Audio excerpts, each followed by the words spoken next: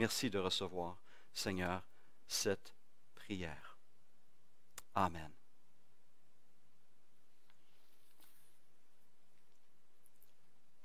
J'invite maintenant les enfants à bien vouloir me suivre. Je me déplace 2 pieds à ma gauche et je vous invite à me suivre du regard. Qu'est-ce que vous voyez devant moi? 2 verres. Un premier verre qui est rempli d'eau ordinaire et un deuxième verre qui est rempli d'eau de Javel. Alors, qu'est-ce que ces 2 verres représentent pour nous ce matin? Eh bien, ce premier verre d'eau ordinaire représente ton cœur, mon cœur. Et cette eau de Javel représente le cœur de Jésus. Alors, lorsque je prends le temps d'examiner mon cœur, lorsque tu prends le temps d'examiner ton cœur, ta vie, tu constates la présence du péché, n'est-ce pas? À un moment donné, tu te mets en colère contre un frère ou une sœur, et cette colère t'amène à dire des mots qui sont blessants. Ou encore, tu dis un mensonge pour cacher une erreur que tu as commise, et encore une fois, on constate que le péché vient et souille ma vie. Ou encore, d'autres pensées, d'autres paroles ou d'autres actions s'ajoutent et jour après jour, notre vie devient de plus en plus sombre à cause du péché. Et très rapidement, notre cœur se remplit de ténèbres. Le péché nous enveloppe complètement. Et voici que Jésus se présente à nous. Est-ce que vous savez à quoi sert de l'eau de Javel? Eh bien, l'eau de Javel sert essentiellement à désinfecter et à blanchir. Avez-vous une idée qu'est-ce que l'eau de Javel, qu'est-ce que la vie de Christ, lorsqu'elle est déversée en nous, peut faire? Eh bien, progressivement, lorsqu'on laisse Jésus pénétrer dans notre vie, il va se passer quelque chose de très intéressant. C'est que la vie de Christ, lorsqu'elle pénètre en nous, lorsqu'on lui donne le temps de faire son effet, va progressivement transformer cette vie et ce cœur qui va retrouver sa pureté et sa blancheur d'origine. Et si vous fixez ce verre, vous voyez quelque chose de très intéressant qui se passe.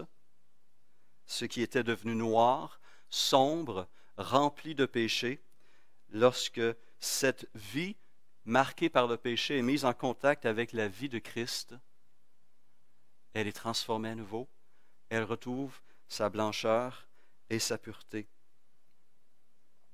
Et c'est ce que Jésus est venu faire. Il est venu donner sa vie. La Bible utilise l'expression « il a versé son sang » pour nous purifier de toutes nos fautes. L'eau de Javel représente le pardon et la présence de Jésus. Et voici comment la Bible mentionne ces choses. 2 textes en Hébreu et en 1 Jean disent ceci. « Il a suffi à Jésus de paraître une seule fois au point culminant de l'histoire pour ôter le péché par son sacrifice. Le sang de Jésus nous purifie de tout péché. Grâce à lui, nous ne sommes plus sales devant Dieu, mais purs et beaux. Notre Dieu saint ne peut ainsi tolérer le péché. Mais voici ce que la parole nous dit. Si nous reconnaissons que nous avons péché, si nous avouons nos fautes, nous pouvons nous fier à Dieu. Il agira selon ce qu'il a promis et ce qui est juste. Il nous pardonnera nos péchés et nous purifiera de tout ce qui n'est pas juste. C'est ce que Jésus est venu faire ce week-end de Pâques. Par sa mort et par sa résurrection, Dieu a réglé notre problème le plus grave, notre péché qui nous séparait de Dieu, car nous ne pouvions pas nous présenter sales devant Dieu. C'est un peu comme le coronavirus. On pratique la distanciation physique parce qu'on ne veut pas contaminer les autres, risquer de leur communiquer notre infection. De même, Dieu est saint. c'est-à-dire il est pur et il ne peut tolérer la souillure du péché en sa présence. Et c'est pourquoi il nous a donné son Fils et c'est pourquoi le Fils a donné sa vie pour que par son sacrifice, par son sang, nous soyons lavés et purifiés. Toute une mission qu'il accomplit pour vous et moi. Alors, prenons le temps de lui dire merci. Prions. Seigneur Jésus, merci d'être venu sur la terre pour régler le problème de mes péchés, de nos péchés. Ces péchés qui me gardaient loin de toi. À nouveau, je te demande de faire ton œuvre de purification dans mes pensées, dans mon cœur, dans mon être, et de me purifier.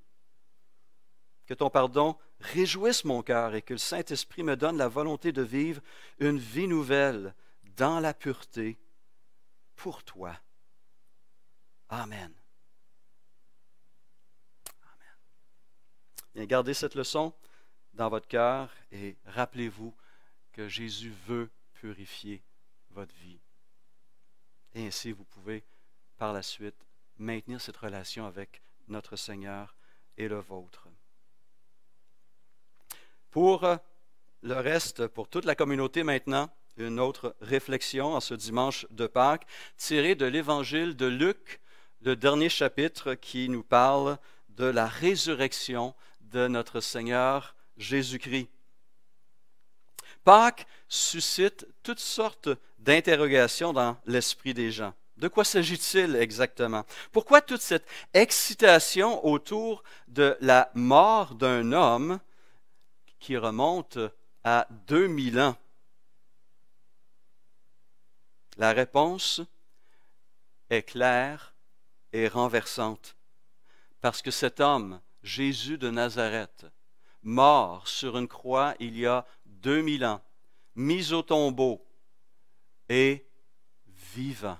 Il est ressuscité 3 jours plus tard et il règne et s'est assis à la droite de Dieu le Père. Ce message de l'Évangile est que Jésus est vivant. Et à travers son œuvre, cette mort et cette résurrection, il nous apporte le salut, le pardon et la justification. Et c'est ce message que nous cherchons à communiquer en ce dimanche de Pâques. Un message que j'espère je saurai vous communiquer avec un esprit convaincu et convaincant. Parce que lorsque je regarde l'état d'esprit des premiers disciples de Jésus-Christ, le jour même de sa victoire sur le monde, sur le péché, sur la mort et sur Satan, eh bien, leur réaction laissait grandement à désirer. Confusion, incrédulité, découragement sont des bons mots pour décrire l'état d'esprit de ces disciples qui avaient suivi Jésus pendant 3 ans, qui avaient entendu ses enseignements, qui avaient vu ses miracles, qui avaient vu Dieu agir à travers lui. Confusion, incrédulité et découragement. Mais voilà que Jésus, ressuscité, vient au-devant d'eux et les interroge, leur pose une série de questions. Et c'est ces questions de Pâques, ces questions de Jésus et de ses envoyés que j'aimerais tout simplement soulever, rappeler avec vous ce matin. La première question est posée par des envoyés de Dieu, des anges, à un groupe de femmes. Et pour cela, nous allons lire Luc 24, les versets 1 à 8. Le dimanche, elles se rendirent au tombeau de grand matin avec quelques autres en apportant les aromates qu'elles avaient préparés. Elles découvrirent que la pierre avait été roulée de devant le tombeau. Elles entrèrent, mais elles ne trouvèrent pas le corps du Seigneur Jésus. Comme elles ne savaient que penser de cela, voici que 2 hommes leur apparurent, habillés de vêtements resplendissants. Saisies de frayeur, elles tenaient le visage baissé vers le sol. Les hommes leur dirent: « Pourquoi cherchez-vous parmi les morts celui qui est vivant? Il n'est pas ici, mais il est ressuscité. Souvenez-vous de ce qu'il vous a dit lorsqu'il était encore à Galilée. Il faut que le Fils de l'homme soit livré entre les mains des pécheurs, qu'il soit crucifié et qu'il ressuscite le troisième jour. Elles se souvinrent alors des paroles de Jésus. Alors le contexte nous est présenté ainsi, un groupe d'au moins 5 femmes. On compare les différents récits dans les évangiles et on constate qu'il y avait au moins 5 femmes qui se rendent au tombeau de Jésus ce dimanche de Pâques pour lui rendre un dernier service, embaumer son corps. On constate à travers les récits qui nous sont présentés que leur projet n'est pas très bien élaboré, pas très bien réfléchi. Elles se posent la question alors qu'elles sont en route vers le tombeau, mais qu'est-ce qu'on va faire avec cette grosse pierre qui bloque l'entrée? Comment on va faire pour avoir accès au corps de Jésus? Et peut-être ignorent-elles même qu'il y a une garde romaine qui est là devant la pierre pour garder le tombeau. Mais voilà qu'à leur arrivée, une surprise incroyable les attend. Non seulement la pierre, une pierre lourde, a été roulée, enlevée de l'entrée, mais 2 anges les attendent. Et l'un d'eux leur pose cette question qui, par la suite, a dû leur paraître plutôt embarrassante. Pourquoi cherchez-vous parmi les morts celui qui est vivant? Alors, on peut au moins souligner le côté positif de la chose. Au moins, ces femmes se sont rendues, ou on voulait se rendre, auprès de leur Seigneur. Elles recherchaient leur Seigneur. Pour bien des gens, cette quête est inexistante. On ne veut rien savoir de Jésus. On ne le recherche pas, et cela est profondément triste. Profondément triste. Parce que dans son discours devant l'Aréopage à Athènes, quelques années plus tard, Paul dit ceci à ses auditeurs en Actes 17, 27, que Dieu a voulu que les hommes cherchent le Seigneur et qu'ils s'efforcent de le trouver en tâtonnant, bien qu'il ne soit pas loin de chacun de nous. Dieu souhaite nous voir le chercher parce qu'il veut être trouvé. Il veut se laisser trouver. Il n'est pas loin de chacun de nous. Mais le problème est précisé par Paul dans son épître aux Romains, chapitre 3, verset 11. Nul ne cherche Dieu. Tous sont égarés. Et cette confusion se voit aussi même chez ces femmes, des femmes qui avaient suivi Jésus aussi pendant ces 3 années, qui avaient entendu ses paroles, qui avaient entendu ses annonces et ses prophéties, qui avaient placé leur confiance en lui. Et que cherchent-elles ce dimanche matin de Pâques? Un sauveur mort. Et on comprend bien qu'un sauveur mort n'est pas un très grand sauveur, parce qu'il n'a pas pu se sauver lui-même de la mort.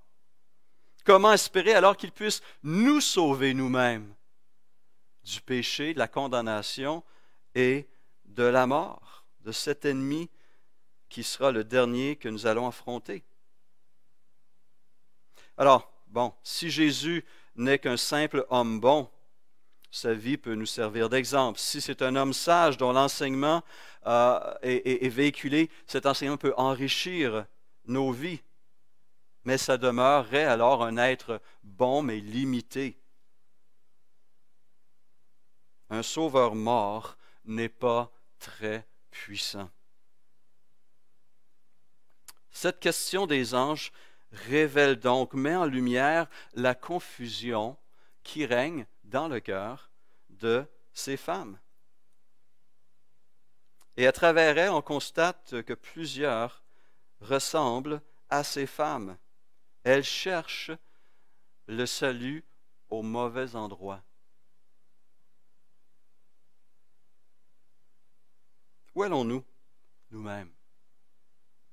Vers quoi ou vers qui nous tournons-nous lorsqu'on cherche le sens à notre existence?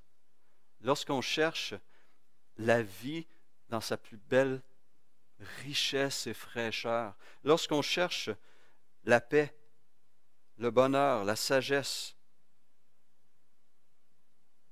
il est très probable que si on ne suit que nos guides à nous, les guides de ce monde, on va immanquablement se retrouver dans un cimetière, au tombeau de quelqu'un. Tous les fondateurs des grandes religions ont un tombeau à quelque part où on peut trouver leur corps. Et toutes les religions du monde sont finalement un chemin sans issue, nous mènent à un cul-de-sac. Il n'y a pas de salut hors de la personne de Jésus-Christ. Est-ce que ça se pourrait que ce soit notre propre erreur de chercher parmi les morts la vie que nous désirons obtenir? Vers quoi ou vers qui nous tournons-nous quotidiennement pour nous centrer et vivre et marcher dans la lumière et dans la vérité? Heureusement que Dieu, dans sa bonté, a posté à l'entrée de ce tombeau des messagers qui nous pointent dans la bonne direction. Et comment le font-ils? Qu'est-ce qu'on constate ici? Eh bien, ces anges, ces envoyés, rappellent aux femmes les paroles mêmes de Jésus, la parole de Jésus. Verset 5. Pourquoi cherchez-vous parmi les morts celui qui est vivant? Il n'est pas ici, mais il est ressuscité. Souvenez-vous de ce qu'il vous disait lorsqu'il était encore en Galilée. Il faut que le Fils de l'homme soit livré entre les mains des pécheurs, qu'il soit crucifié et qu'il ressuscite le troisième jour. Elles se souvinrent alors, nous dit Luc, des paroles de Jésus. Mais entre-temps, quelle pauvre mémoire, quelle faible mémoire. Qu'en est-il de nous? Nous avons un guide fiable, le guide fiable entre les mains, une parole véridique, digne de confiance, la parole même de Dieu. Est-ce qu'on la consulte pour orienter nos pas jour après jour? Cet épisode nous montre aussi que le Seigneur, que nous adorons, a le pouvoir d'ouvrir aussi les tombeaux et de donner la vie éternelle. Quelqu'un a dit que cette pierre a été enlevée de devant le tombeau, non pas pour permettre au Seigneur Jésus de sortir, mais de permettre aux témoins d'entrer et de constater sa victoire sur la mort. Et témoigner qu'il est bel et bien la résurrection et la vie. Rappelons-nous ces paroles qu'il avait prononcées devant le tombeau de son ami Lazare à sa sœur Marthe. Jean 11, 25. « Je suis la résurrection et la vie. Celui qui croit en moi vivra même s'il meurt. Et quiconque vit et croit en moi ne mourra jamais. » Crois-tu cela? Demande-t-il à Marthe. Une autre question qui mérite notre réflexion. Une autre question qui nous amène à réfléchir. Croyons-nous cela? Croyons-nous ces paroles de Jésus? Croyons-nous qu'il est bel et bien la résurrection et la vie? La deuxième question de Luc 24 est posée par nul autre que notre Seigneur Jésus lui-même, à deux de ses disciples profondément abattus qui font route ensemble vers un village nommé Emmaüs, situé à environ 16 km de Jérusalem. Ce voyage s'annonçait plutôt long et lourd. Nos deux hommes n'arrêtent pas de parler de ce qu'ils viennent de vivre à Jérusalem et de ce qui pourrait être décrit comme leurs rêves brisés et leurs espoirs déçus. Joignons-nous à eux en Luc 24, à partir du verset 13. Ce même jour, 2 disciples se rendaient à un village appelé Emmaüs, éloigné de Jérusalem d'une 12aine de kilomètres. Ils discutaient ensemble de tout ce qui s'était passé. Pendant qu'ils parlaient et discutaient, Jésus lui-même s'approcha et fit route avec eux. Mais leurs yeux étaient empêchés de le reconnaître. Il leur dit, « De quoi parlez-vous en marchant pour avoir l'air si triste? » L'un d'eux, un dénommé Cléopas, lui répondit, « Es-tu le seul en séjour à Jérusalem qui ne sache pas ce qui est arrivé ces jours-ci? » Quoi? Leur dit-il. Ils lui répondirent, ce qui est arrivé à Jésus de Nazareth, qui était un prophète puissant en actes et en paroles, devant Dieu et devant tout le peuple, et comment les chefs des prêtres et nos magistrats l'ont fait arrêter pour qu'il soit condamné à mort, et l'ont crucifié. Nous espérions que ce serait lui qui délivrerait Israël. Mais avec tout cela, voilà déjà le 3e jour que ces événements se sont produits. Il est vrai que quelques femmes de notre groupe nous ont beaucoup étonnés. Elles se sont rendues de grand matin au tombeau et n'ont pas trouvé son corps. Elles sont venues dire que des anges leur sont apparus et ont annoncé qu'il est vivant. Quelques-uns des nôtres sont allés au tombeau et ils ont trouvé les choses comme les femmes l'avaient dit, mais lui, ils ne l'ont pas vu. Alors Jésus leur dit, « Hommes sans intelligence, dont le cœur est lent à croire tout ce qu'ont dit les prophètes, ne fallait-il pas que le Messie souffre ces choses et qu'il entre dans sa gloire? » Puis, commençant par les écrits de Moïse et continuant par ceux de tous les prophètes, il leur expliqua dans toutes les Écritures ce qui le concernait. Qu'est-ce qu'on constate à la lecture de ce texte? Qu'est-ce qu'on constate dans le cœur de ces 2 disciples en route vers Emmaüs? Eh bien, une des choses qui m'a frappé, moi, c'est qu'on a l'impression que ces hommes sont déçus de ce que Dieu n'a pas fait, ce à quoi ils, ces hommes, s'attendaient.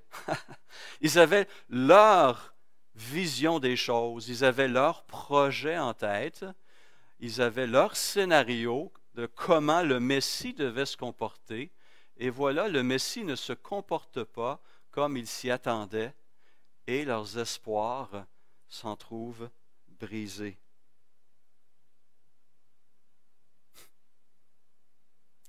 Si un spectateur chrétien pouvait voyager dans le temps et se trouver sur cette route et accompagner ces 3 hommes, ces 2 disciples et Jésus, je crois que cette scène le ferait pouffer de rire.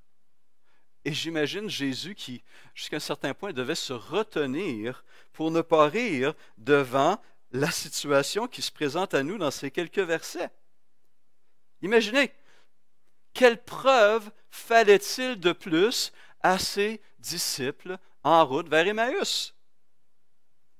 Un groupe de femmes, au moins 5, s'étaient rendues au tombeau et étaient revenus pour leur dire que le corps avait disparu, que des anges leur avaient annoncé que Jésus était ressuscité. Pierre et Jean se sont rendus par la suite au tombeau et l'ont trouvé eux aussi vide, la roche roulée et les bandelettes qui enveloppaient le corps de Jésus par terre où on avait laissé le corps. Et la mère de toutes les preuves, leur Seigneur qui se tenait là à leur côté, vivant, ressuscité. Dieu a le sens de l'humour et Jésus a dû se retenir pour ne pas rire. Mais il y a un autre témoignage qui doit être ajouté à la liste que je viens de présenter. Un témoignage qui a été aussi soulevé par les anges, mais qui semble avoir été négligé, oublié autant par ces femmes que par ses disciples en route vers Emmaüs, ce sont le témoignage des Écritures elles-mêmes. C'est ce que Jésus leur dit au verset 25. Hommes sans intelligence. On pourrait aussi traduire, mais vous ne comprenez rien, mais vous êtes vraiment bouchés ou quoi? Hommes sans intelligence dont le cœur est lent à croire tout ce qu'ont dit les prophètes. Ne fallait-il pas que le Messie souffre ces choses et qu'il entre dans sa gloire? Puis, en commençant par les écrits de Moïse et continuant par ceux de tous les prophètes, il leur expliqua dans toutes les Écritures ce qui le concernait. Remarquez à quel point c'est fascinant de constater ce que Jésus fait le jour même de sa résurrection. Lorsqu'il rencontre ses disciples, il ouvre figurativement les Écritures et il leur donne une étude biblique qui a duré je ne sais combien de temps sur ces 12 kilomètres de route. Mais il prend le temps d'ouvrir les Écritures, la Bible hébraïque, notre Ancien Testament, et de montrer à travers toutes ces Écritures le plan de Dieu pour son Messie et pour le monde. Une étude biblique le jour de Pâques. Fascinant.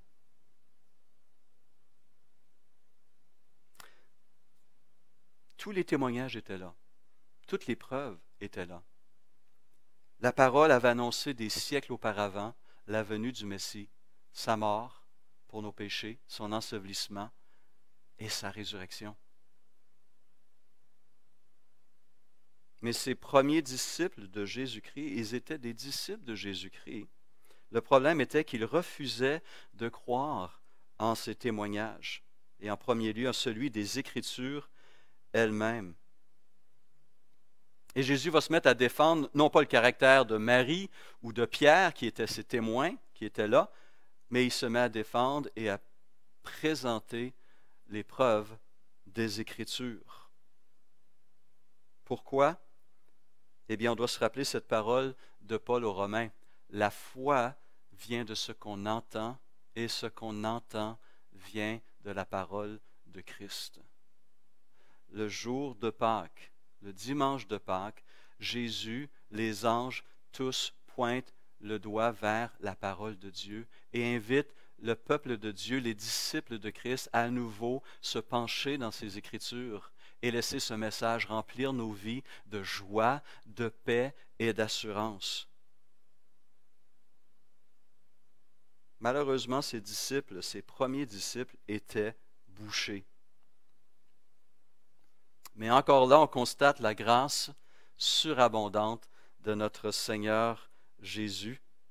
Après avoir ouvert le tombeau, maintenant il leur ouvre la parole et il leur ouvre l'intelligence. Mais il ne s'arrête pas là. Il va aussi leur ouvrir les yeux et le cœur. Et après ce cours biblique autour d'un repas, alors qu'il rend grâce pour cette nourriture, les yeux de ces deux disciples s'ouvrent et ils reconnaissent leur Messie vivant devant eux.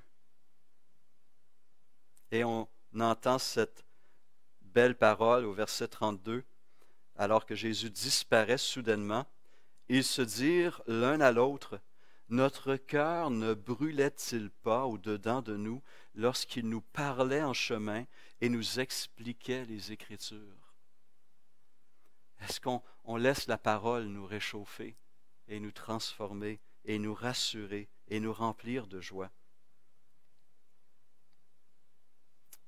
Et le problème de ces disciples était aussi le problème de ces deux femmes, une image fondamentalement déficiente du Messie, du Sauveur que Dieu envoyait. Ils n'avaient pas considéré l'ensemble de la révélation de Dieu, mais n'avaient retenu que certains aspects des Écritures qu'ils préféraient par rapport à d'autres. Ils mettaient l'accent sur un roi libérateur, un roi conquérant, un libérateur politique, un prophète puissant. Regardez comment ces deux disciples décrivent Jésus.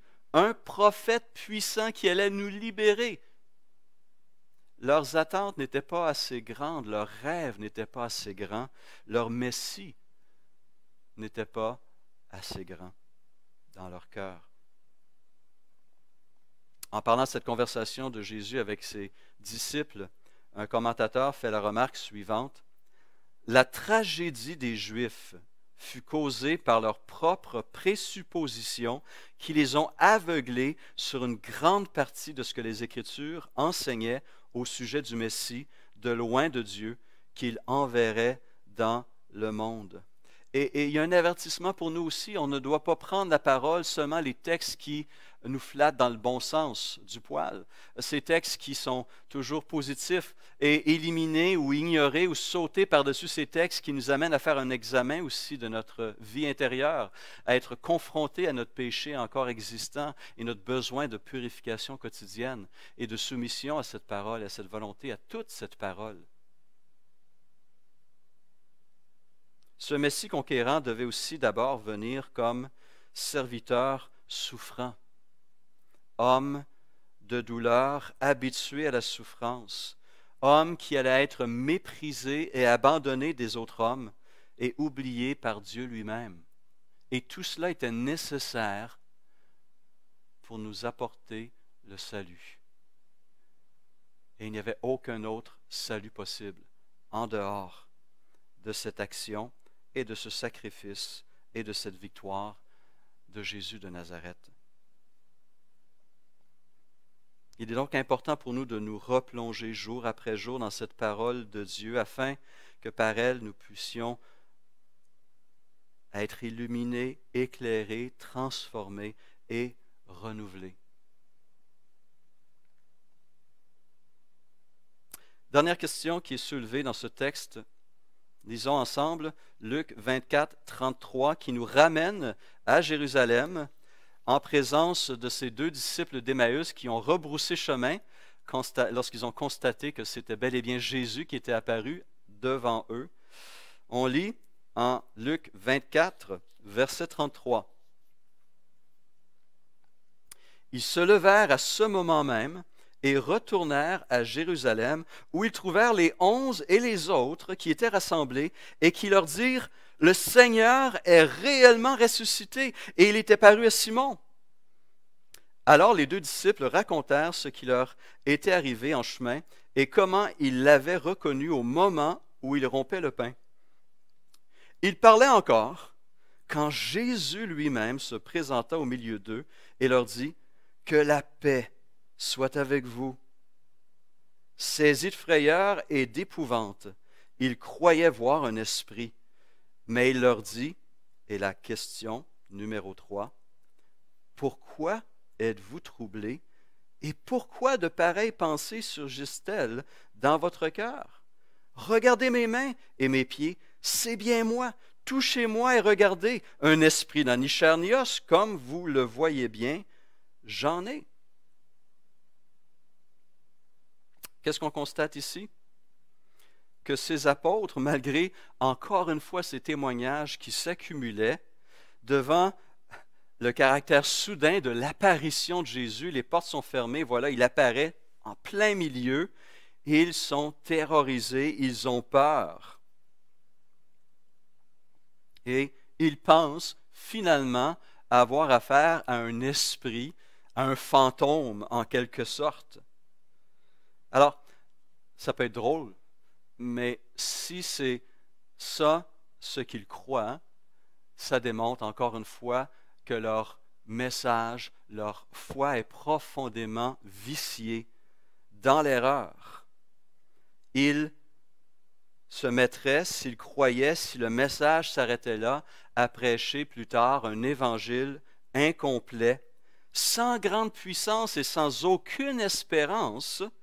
Car si le Jésus qui se présentait au milieu d'eux était bel et bien qu'un esprit, eh bien cela voudrait dire encore une fois qu'il n'était pas ressuscité et qu'il n'avait pas vaincu la mort. Et le salut même qu'il offrait aurait pu être remis en question.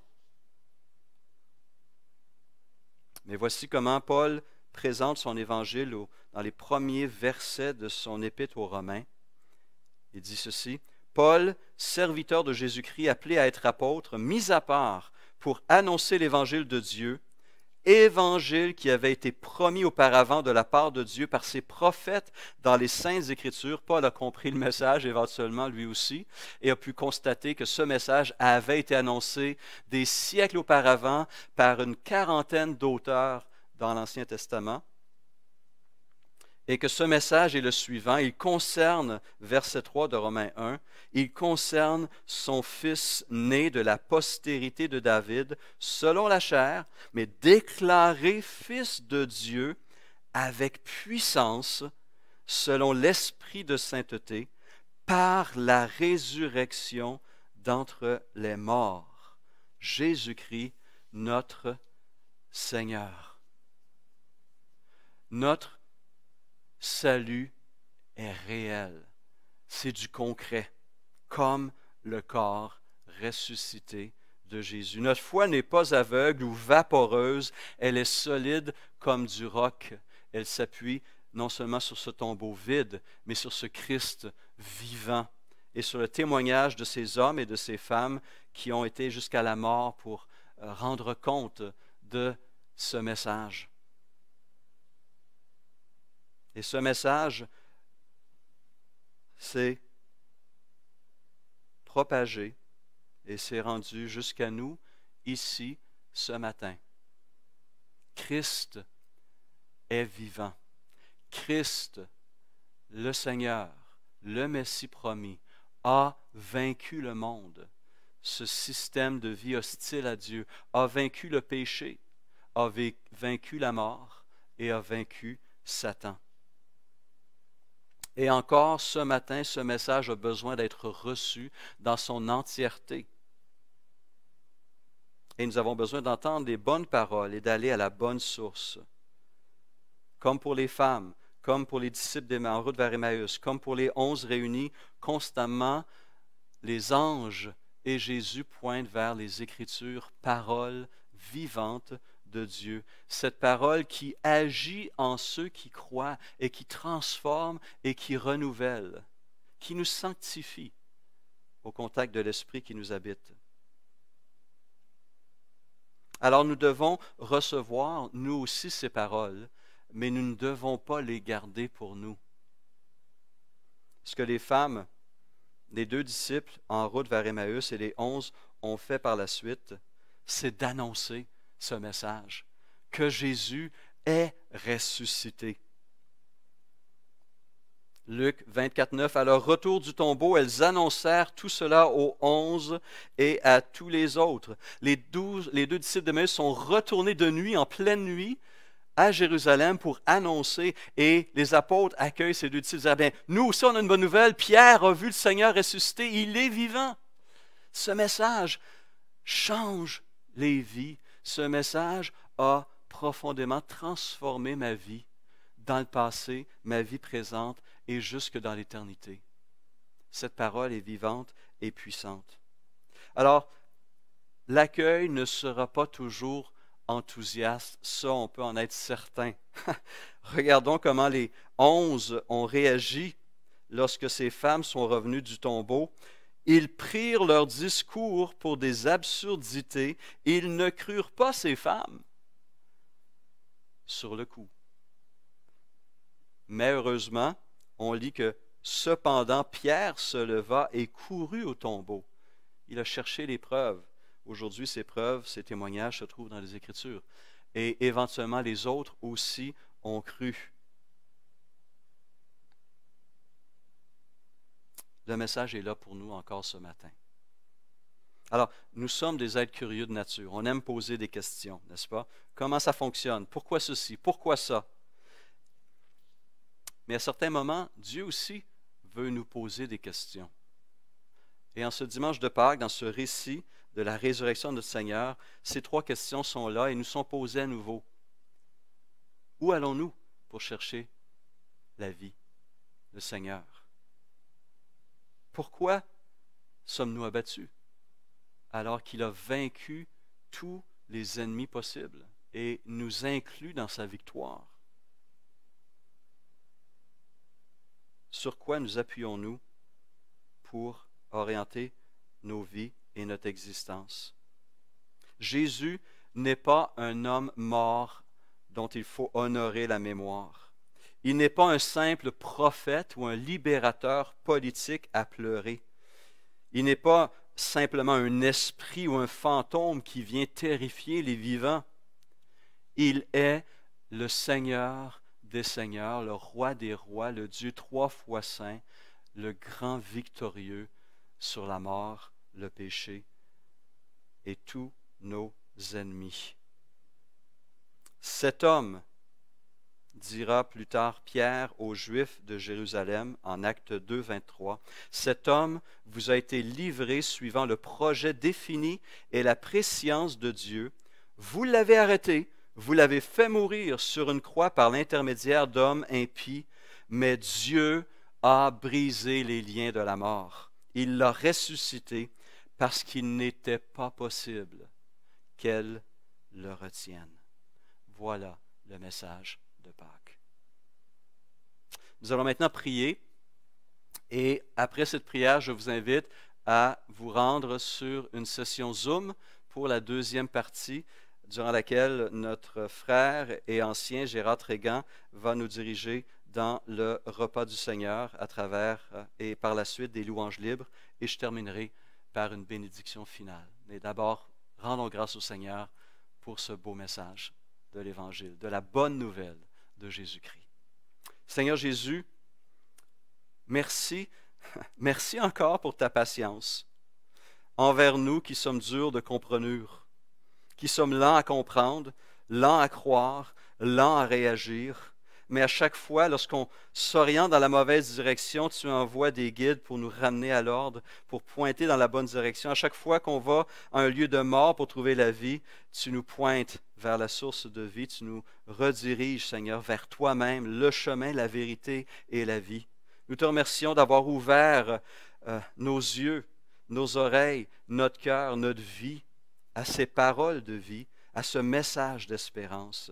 Et nous avoir fait comprendre que tu as vaincu tous tes ennemis et que par la foi nous pouvons nous associer à toi.